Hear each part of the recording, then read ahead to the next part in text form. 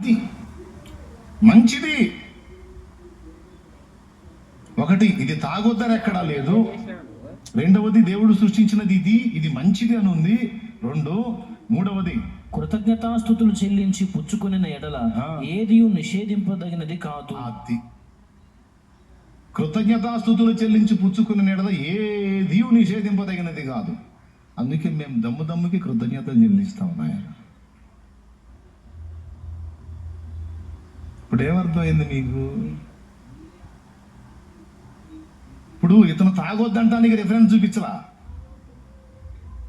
తాగొద్దు అనడానికి రిఫరెన్స్ చూపించలా, తాగొచ్చు అనడానికి వాడు 3 ఆధారాలు చూపించాడు.